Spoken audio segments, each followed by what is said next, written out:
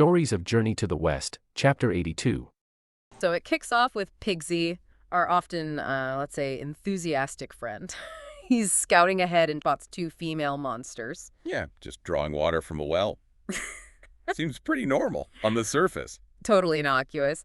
But then Pigsy, in his classic style, completely fumbles the whole thing. No hello, no nothing. He just instantly yells, "Monsters," at them. You could almost hear the needle scratch off the record. Talk about zero social grace. Right. And their reaction, predictable, maybe? Oh, absolutely furious. Yeah. The text says they were, like, incandescent.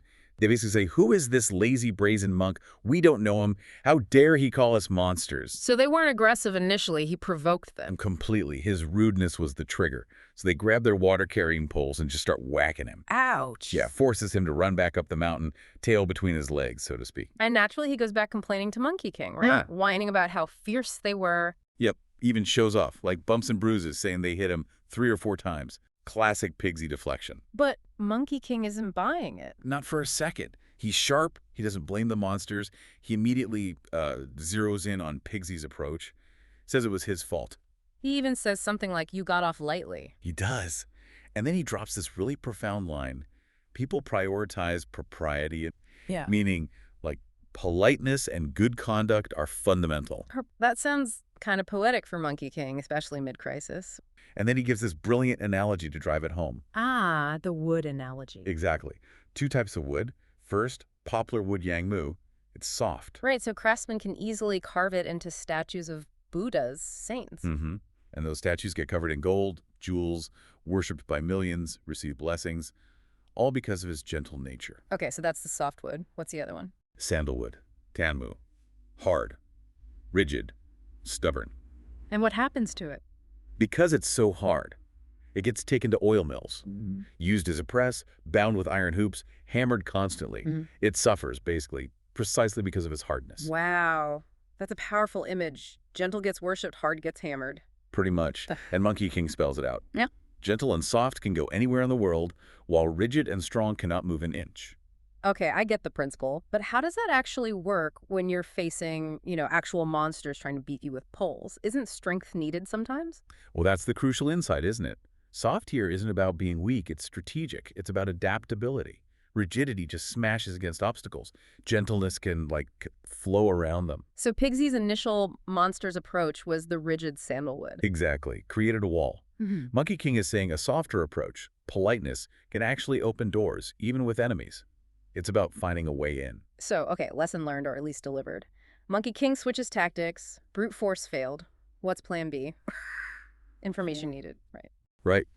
They need to know if the master, Tripitaka, is actually down there. So the new plan involves Pigsy transforming. Uh-oh.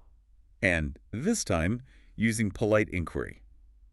Monkey's instructions are super specific. Like what? Transform. Approach respectfully. Greet them as Miss Gunyang, if they seem about his age, or Grandma Nainai if they look older. Grandma. The goal, explicitly, is to pump them for information, tatahua. Find out about the master. And Pigsy actually does it. He transforms into, what was it, fat black monk. Yep, that's the description. Quite the disguise. And the interaction is, well, it's pretty funny. Oh. So he goes down, bows respectfully, calls them grandma, and they're actually pleased. They say something like, oh, this monk's quite good, knows how to bow. Politeness works, initially. Okay, step 1, success. Then it gets awkward. They ask him, Elder, where'd you come from? And Pigsy just repeats the question back at them. Wait, what? As his answer. Yeah, and then they ask, where are you going? Same thing. What is your name? And he just parrots them. Oh my gosh. So the monsters must think he's Witless, as the word used. Polite, yes, but seems to only be able to repeat things, like he has no mind of his own. hilarious. But did it work? Did he get the info? Well, here's the irony. Despite being utterly terrible at conversation, his politeness did keep the door open. It's such a contrast to his first attempt. Being nice, even awkwardly, got him further than being aggressive. It really shows how just changing your demeanor, even if you're clumsy, can make a huge difference. Aggression failed, awkward politeness gets a hearing. Exactly. It wasn't about being clever, just about not being rude this time. So Pigsy finally stops parroting and asks his real question. He does. He eventually asks, Grandma, why are you two drawing water? Finally getting to the point. And this is where the big reveal happens. Bingo. The monsters spill the beans. Yeah. They say their old madam has captured Tripitaka. He's in their cave. Wow. Okay, confirmed. But what about the water? You mentioned something specific. Ah, yes, the yin-yang intercourse water. Sounds ominous, right? Definitely. What's that about? They explain their cave water isn't clean enough, so they need this special water for a vegetarian feast they're preparing. A feast for Tripitaka. That sounds slightly less threatening. Maybe. You'd think. But then they drop the real bombshell. The feast is happening that evening and right after. The old madam intends to marry Tripitaka. Marry him. Marry Tripitaka, the monk, to a demoness. That's the plan. Talk about a plot twist. I cannot imagine Pigsy hearing that. What does he do? His reaction is pure gold. Pure Pigsy. He bolts back up the mountain frantic, shouting at Monkey and Sandy to, divide up the luggage. Divide the luggage. Why? Because, he yells, they should all just go their separate ways. The quest is over. Why? The master is already married to the demon. He's completely given up. Oh, Pigsy. Always jumping to conclusions. What does Monkey King say to that? Monkey King is, thankfully, the calm center. He just dismisses it as nonsense, tells Pigsy to stop talking rubbish. The master is trapped, waiting for rescue, not on his honeymoon. Right. Panic versus strategy. Exactly. The information, however shocking, leads Monkey King to immediate, focused action. No time for despair. So what's the new plan? Now they know about the marriage plot. Decisive action. Monkey King lays it out. Pigsy and Sandy, you take the horse, carry the luggage. Monkey King himself will follow those two female monsters. Use them as a guide. As a lure is the term used in Yinzi. Follow them right to the cave entrance, then launch a coordinated attack. Use their own servants against them. Clever. So they follow them. They do. The trio tracks the two monsters deeper into the mountains, maybe 10, 20 a fair distance. Okay, closing in. But then suddenly, poof, the monsters just vanish, gone without a trace. Vanish like thin air. Just disappeared. And let me guess Pigsy's reaction. You got it. True to form, Pigsy immediately jumps to the supernatural. He cries out that the master must have been snatched by day ghosts. Day ghosts. Yeah, he figures the monsters were these day ghosts and they just dematerialized. But Monkey King, he's not buying the ghost theory. Nope. His mind works differently. He instantly deduces they didn't just vanish. They must have entered a hidden cave entrance right there. Logical explanation over superstition. Exactly. His immediate thought is, find the hidden door, investigate. No time wasted on ghosts when there's a physical explanation. They find the demon's place. It starts pretty impressively, base of a cliff, and there's this amazing archway, really ornate, described as a dong, as a joden, just intricate. Beautifully detailed. And carved right on it. 6 big characters. Tiangkong Mountain, bottomless cave. I mean, talk about an entrance. Grand, kind of ominous. Sets a mood, right? It really does. And, these grand entrances in stories like this, they often signal something big, maybe hidden danger or maybe a really profound challenge just beyond it. So that archway immediately gives you that feeling of grandeur, but also maybe dread. Something significant is definitely going on. Right. But then here's the first twist. Despite this huge archway, this dramatic name, bottomless cave, the actual way in, it's tiny. The text calls it a cylinder mouth-sized hole, which is a small opening in this massive smooth of stone that's apparently 10 lengths around, like 5 kilometers in circumference. Yeah, that's quite the contrast, isn't it? Totally. Okay, let's unpack this. That's not what you'd expect, is it? Not at all. And what's fascinating here is exactly that contrast. You've got the showy, ornate archway on the outside, and then this humble, almost hidden little hole. It suggests something, doesn't it? Maybe the demon's way of getting in and out, or maybe something about her hidden nature. Deception right from the start. And Wukong, he doesn't waste time. He uses his fiery golden eyes. Love that detail to check out the pit. And the depth he sees, it's just staggering. Straight down. Wow. You can totally see why Pigsy's like, nope.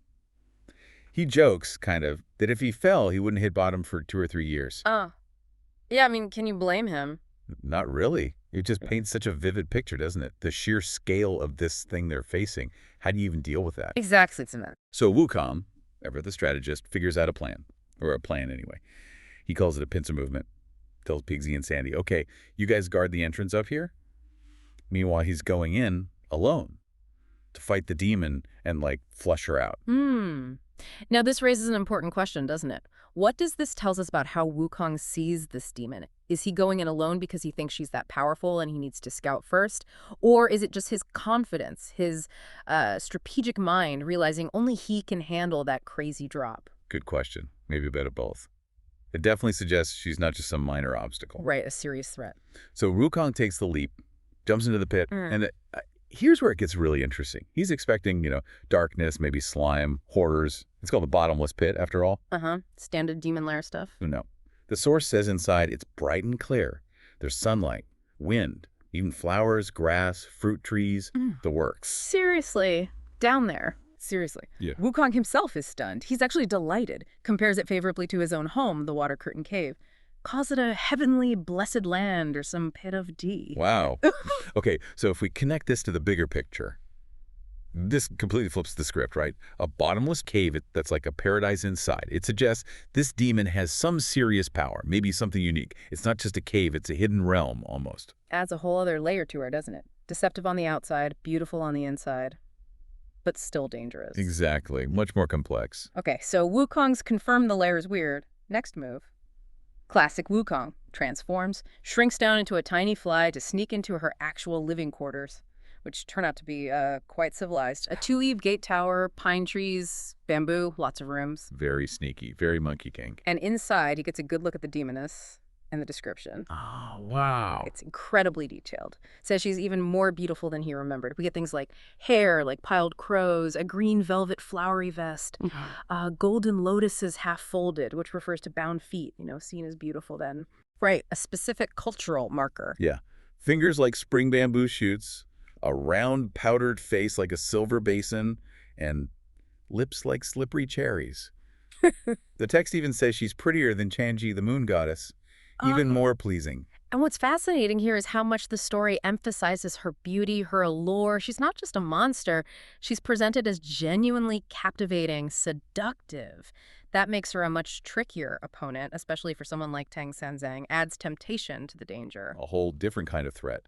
And then Wukong overhears her plan. She's all happy, ordering her servants to prepare a vegetarian banquet. Why? Because she intends to marry Tang Sanzang, like right away. Tonight, share a bed with him. Marry him, just like that. Just like that.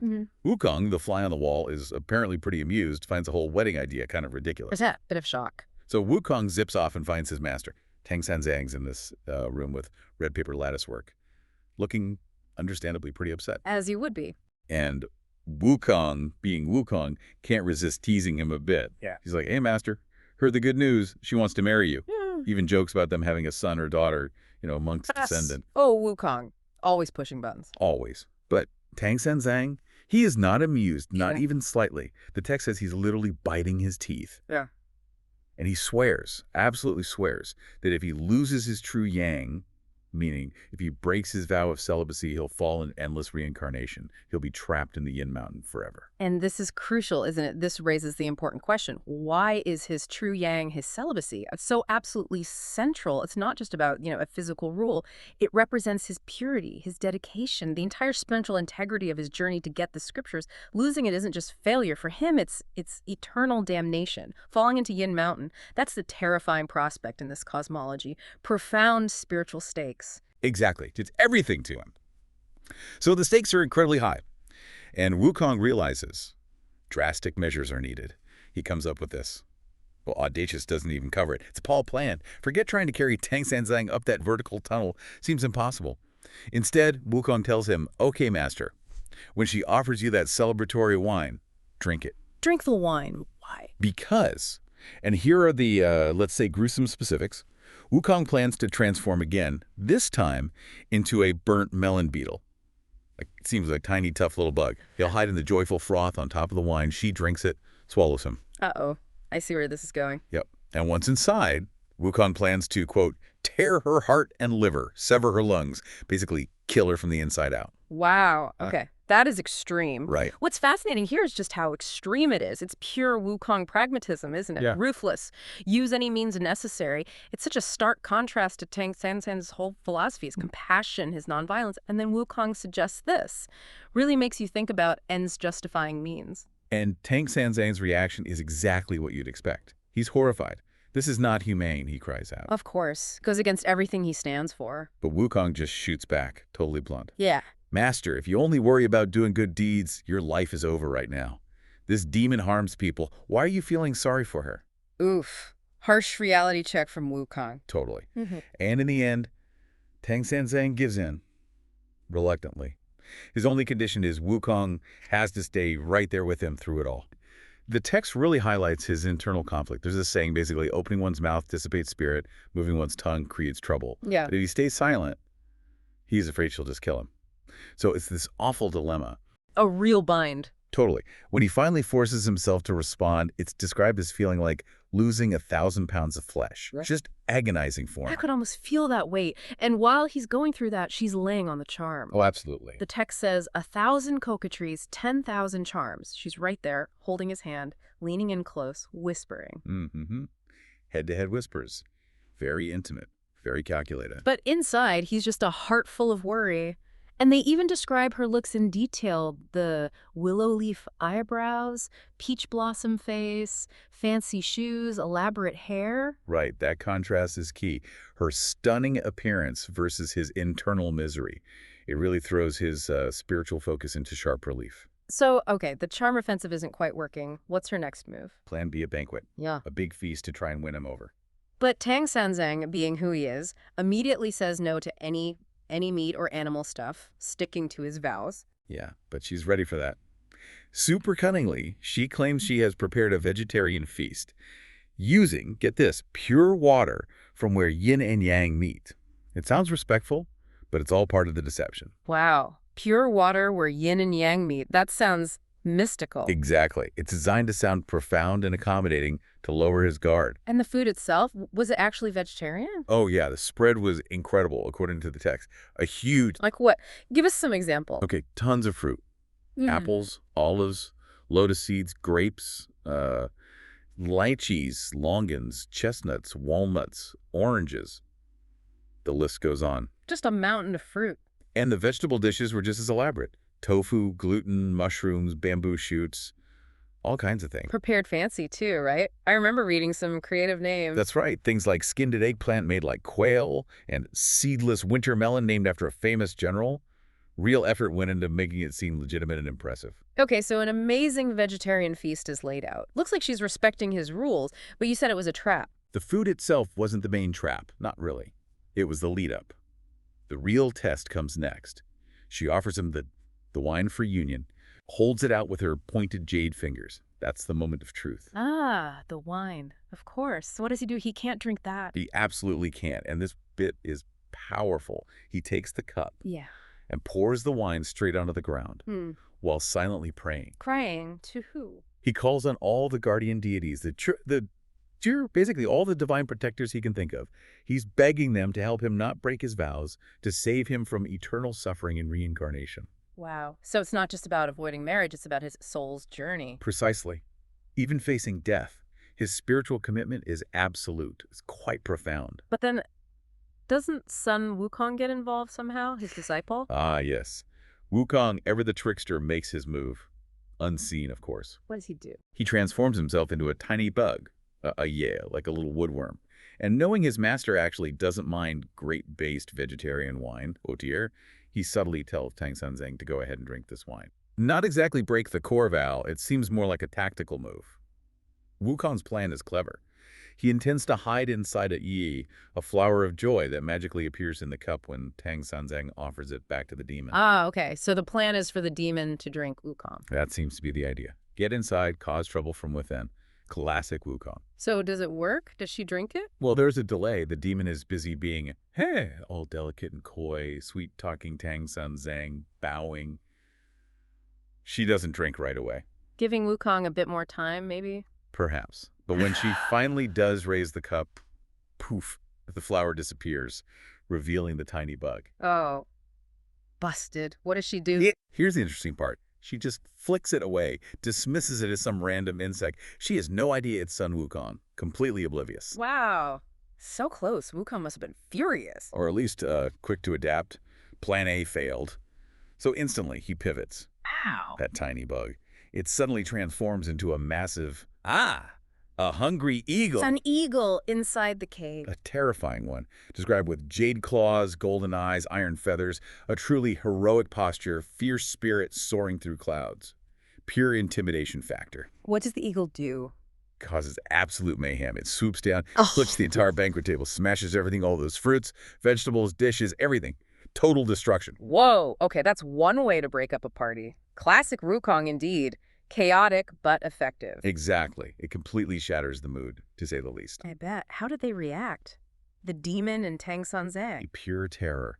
The demon's heart and guts split apart, the text says. And Tang Sanzang felt his bones and flesh go numb, just utter shock and fear. Understandable. A giant, angry eagle suddenly trashing the place. But here's where it gets fascinating psychologically. The demon doesn't think, oh, that must be his disciple intervening. No. What does she think? She interprets it as a divine sign. She thinks heaven and earth disapprove of her capturing Tang Sanzang. Huh. So she completely misreads the situation, sees cosmic judgment instead of, well, Wukong being Wukong. Right. It's a kind of self-deception, maybe. It allows her to perhaps feel cosmically significant, even in failure, rather than just outsmarted. So does this scare her off? Does she let him go? You'd think so, wouldn't you? But no. Her resolve is, frankly, terrifyingly strong. Seriously? After all that... Dead serious. She immediately tells her underlings, clean this mess up. Get more wine and food. No way! Yes. And this time, she says, forget vegetarian, bring whatever. She fully intends to go through with the marriage right then and there, using the heavens and earth as witnesses. Unbelievable. So the Eagle Gambit didn't actually free him. It created chaos. It revealed her true colors, maybe, but it didn't break her will. Oh. Tang Sanzang is escorted back to the East Corridor, still a captive. His fate's still hanging in the balance. Wow. Exactly. The danger is far from over. It just resets the scene, in a way. Wukong, he turned into an eagle, scouted things out, and now he's back in his own form at the cave entrance. Right. He shouts for the door, and out come Pigsy Zhu, Baji, and Sandy, Sha Wujing. And Pigsy, well, he's Pigsy. Whatever the character. Exactly. He immediately nudges Sandy like, hey, brother's here. They drop their weapons. Pigsy runs over, grabs Wukong, asking, is there a demon? Is Master okay? And Wukong says, yeah, he's in there. And Piggy's still kind of joking around, asks if Master's being, tortured, tied up, steamed, boiled, the usual stuff. The usual demon threats, yeah. Wukong quickly shuts that down. He says, no, that sort of thing. They're preparing a plain feast to do that thing with him. That thing. And, right. and Pigsy, he still doesn't quite get it. He laughs and says, oh, you're lucky you got to eat the wedding feast. He thinks it's an actual wedding feast. Oh, dear. Right. But Wukong immediately corrects him. There's no wedding feast for me, and actually Master's life is in real danger because, well, she must get married to him. Wow. Okay, that's a huge shift, isn't it? We're so used to demons wanting to, eat Tang Sanzang for immortality. Exactly. But this is different. What makes this forced marriage, this intention Wukong mentions, to force intercourse in broad daylight, what makes that so dangerous for the monk?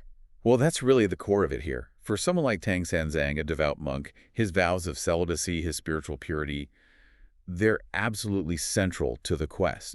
So this kind of threat, it's arguably much worse for him than just being eaten. It's not just physical danger, it's an attack on his spirit, his vows, the whole point of his journey. It undermines everything. Precisely. The demoness isn't just after power like immortality. She wants to corrupt him, to break the spiritual foundation of his quest. When Wukong calls her shameless, it really underlines how transgressive her desire is in this context. Absolutely. Okay, so the stakes are incredibly high now. Wukong needs a plan. He goes back into the cave, but this time he transforms into what? A tiny fly. Yeah, little fly. Very clever. He lands up on the gatehouse, listening in. Kiki. Very. And he overhears the demoness, apparently furious, ordering her minions around. They need to prepare offerings because, as she declares, heaven and earth are to be the matchmakers. Wow, she's really going through with this forced ceremony. She is. And then Wukong, still as a fly, busts into the East Corridor. And that's where he finds Tang Sanzang.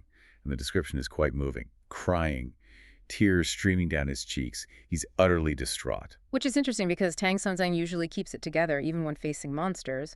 Why so emotional here? Is it just fear? I think it's more complex than just fear. You see, when Wukong, still a fly, lands on his head and whispers, Tang Sanzang recognizes the voice. And he leaps up, apparently gritting his teeth, and he just lets Wukong have it. He Yeah. accuses Wukong of having guts wrapped around his body, kind of an idiom for being reckless and using his powers to break up households. So he blames Wukong. Directly. He blames Wukong for, quote, stirring up the demoness's lust Yep. and basically causing this whole mess. So his tears seem to be a mix of fear, helplessness, and, well, sheer fury at his own disciple. That's quite a reaction. How does Wukong respond to that? Well, Wukong, ever the pragmatist, right? He whispers an apology, acknowledges the master's anger, but immediately says, Master, don't worry, don't be angry. I have a way. There's a way to save you. Okay, the plan. Tang Senzang must be desperate to hear it. He asks how. Yes. And Wukong reveals this pretty ingenious strategy. He tells the monk that when he flew out earlier as that eagle, he spotted a garden behind the cave. That garden. The first step is the monk has to somehow trick the demoness into going to this garden with him. All right. And then what? This is where it gets clever, I imagine. Oh, definitely. This is where Wukong's tactical mind really comes into play. Tang Senzang asks him, why don't you just fight her? Just beat her up. The direct approach. Seems like Wukong's style sometimes. Sometimes, yes. But Wukong explains, look, this cave, it's got difficult entry and exit. The paths are narrow and curved. If they start a fight inside, they'll likely get trapped by the whole nest of demons living there. Ah, okay. So a frontal assault is too risky. Exactly. It could end badly for everyone. Hmm. So Wukong says this trick, this, well, rather invasive plan, is the only clean way to handle it, to ensure success and their escape. It's about exploiting the situation, not brute force. Precisely. It's turning her desire, her perceived strength, into her fatal weakness. It's quite brilliant, really. And Tang Senzang, hearing the logic, agrees. He'll cooperate. Okay, so lay out this peach trick for us. It sounds wild. It is pretty audacious. Yeah. So step 1, get the demoness to the garden. Step 2, Wukong will secretly fly ahead, land on a peach tree, and transform himself into a perfect ripe red peach. He becomes a peach. Okay. Step 3, Tang Senzang has to pretend he suddenly feels faint, or maybe just wants some fruit. He needs to point out that specific red peach, the Wukong peach. Right. And then, step 4, the crucial part. He has to insist that the demoness picks that peach and eats it. She has to eat Wukong disguised as a peach. Exactly. And once she swallows him, Wukong declares he will basically wreak havoc from the inside. His words are quite graphic. Destroy her skin bag, tear out her liver and intestines, kill her.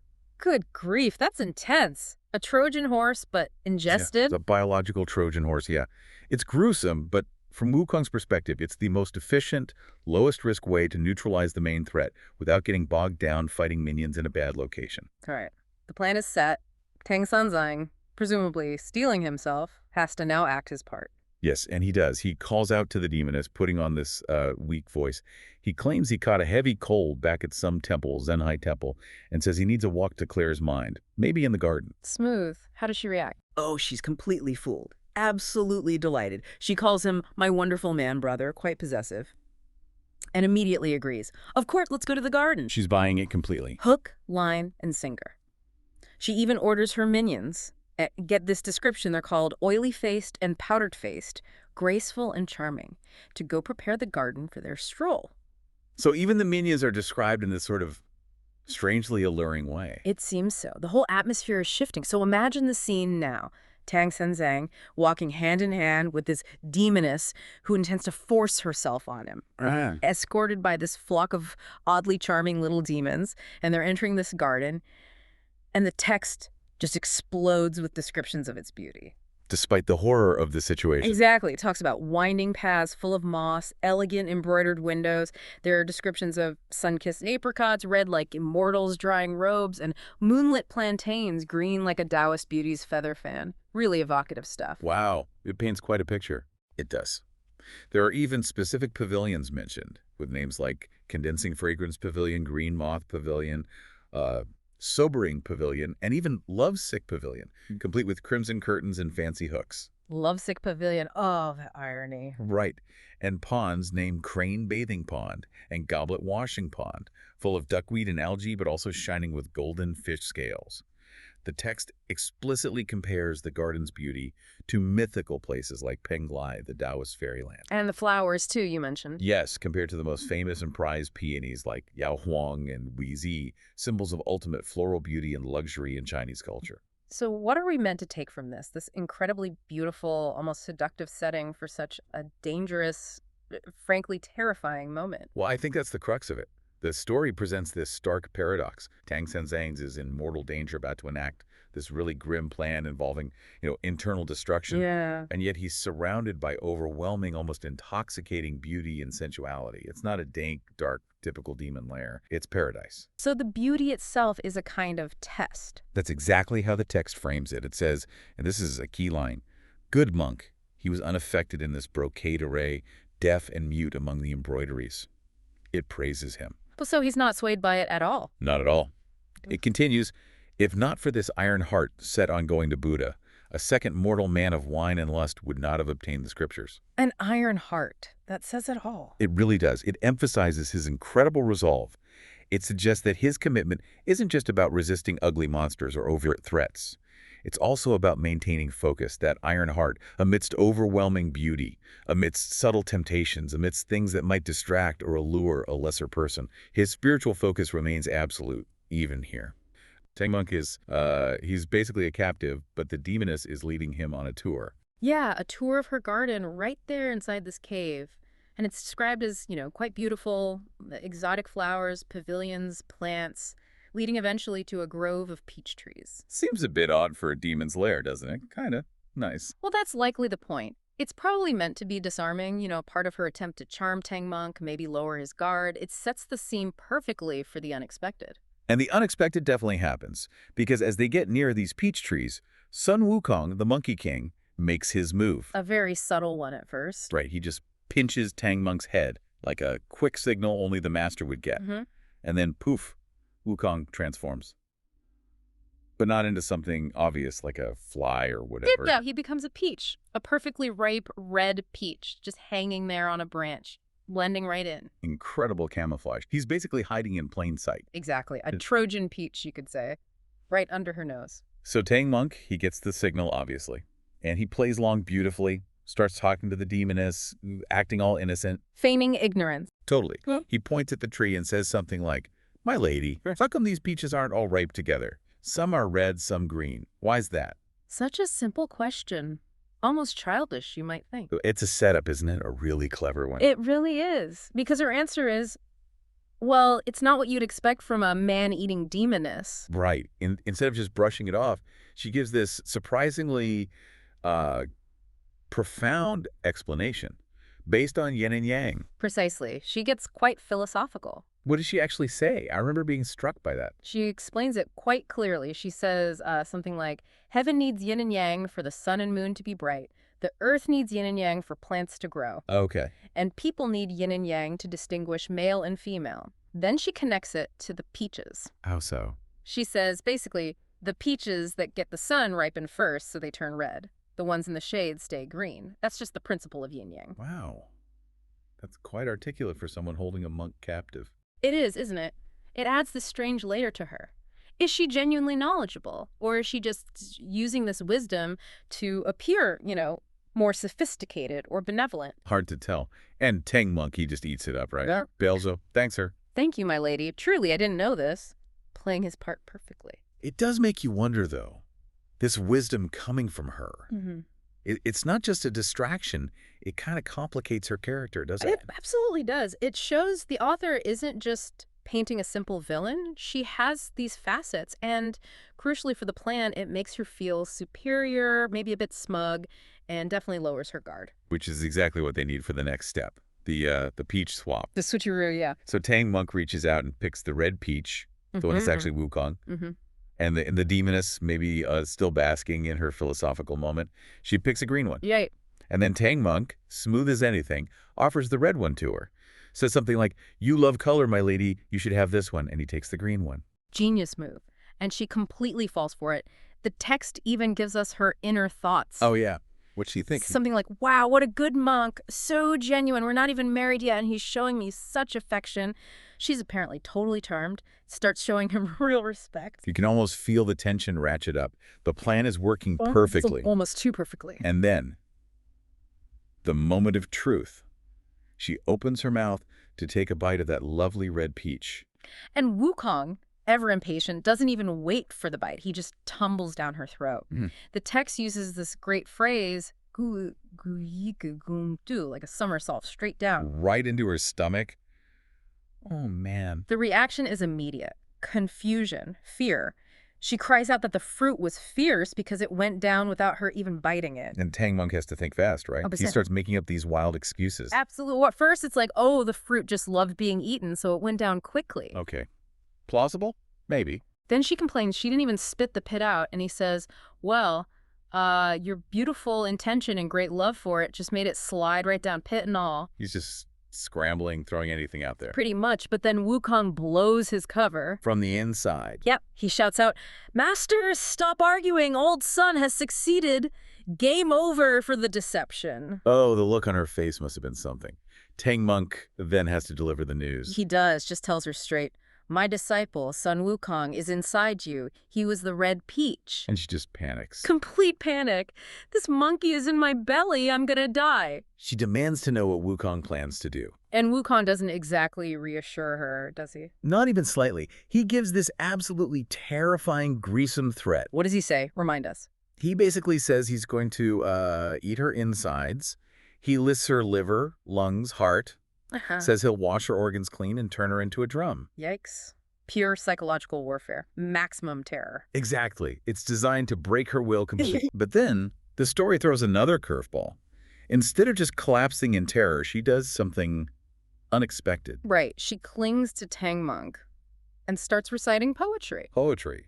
Seriously. Now. Yeah, this really sorrowful poem, lamenting their fate, comparing them to separated lovers like mandarin ducks or phoenixes. She talks about their joyful meeting being empty, wonders when she'll see him again. It's quite dramatic. That's bizarre. A demoness reciting breakup poetry while a monkey plans to rearrange her organs from the inside. It really underscores her complexity again, doesn't it? Even in her monstrosity, there's this echo of something else, maybe longing, maybe just manipulation again. But Wukong isn't buying it, is he? Not for a second. He's probably worried Tang Monk's soft heart might actually be swayed by this performance. So Wukong decides to escalate things. Drastically. From inside her stomach, he starts doing martial arts.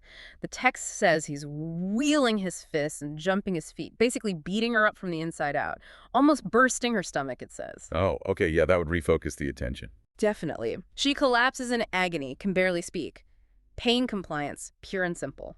So that's it then. She has to give in. She has no choice. The pain is too much. She manages to call for her servants, the little demons. Who are probably just hanging out, playing games or something. Exactly. They rush in, totally clueless. Like she tells them. Yeah. What? Get this monk out of here. Pretty much. There's someone in my belly. Hurry, send this monk out. Save my life. So the little demons try to grab Tang Monk. They start to, yeah. But Wukong shouts from inside again. Another ultimatum. Directed at them this time? Yep.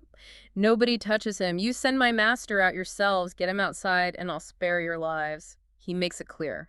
Only her cooperation personally will save her. Wow. So she has to carry him out herself. That's the final humiliation, and her only option. She values her life more than her pride or Tang Monk, so she struggles up, gets Tang Monk on her back, and starts running for the cave entrance. Carrying the guy she kidnapped? Because his disciple is currently pummeling her spleen. Pretty much sums it up. And when her little demons ask where she's going, she even quotes a proverb. Oh yeah, what's that? Something like, as long as the bright moon of the 5 lakes remains, why worry about finding no place to cast a golden hook? Basically meaning, There are other fish in the sea. exactly, send this fellow out, let me find another partner. She's cutting her losses, focusing on survival. Surprisingly pragmatic, even defiant. Amazing. And as they get to the cave mouth, They hear fighting, clanging sounds, ding ding dang day. Pigsy and Sha Wujing. Tang Monk recognizes the sound of Pigsy's rake immediately. He yells out, Pigsy, And Pigsy hears him. loud and clear, shouts back, Sha Wujing, master's out. And the two of them basically clear a path as the demoness carries Tang Monk out to freedom. What a rescue. Perfectly coordinated. And the chapter ends with this great poetic couplet summing it all up. Heartape responds from within to subdue the evil monster, earth and wood, guard the gate to receive the holy monk. Heartache being Wukong. Right, the restless mind, the cleverness inside. And earth and wood are Pigsy and Sha Wujing, the loyal protectors at the gate.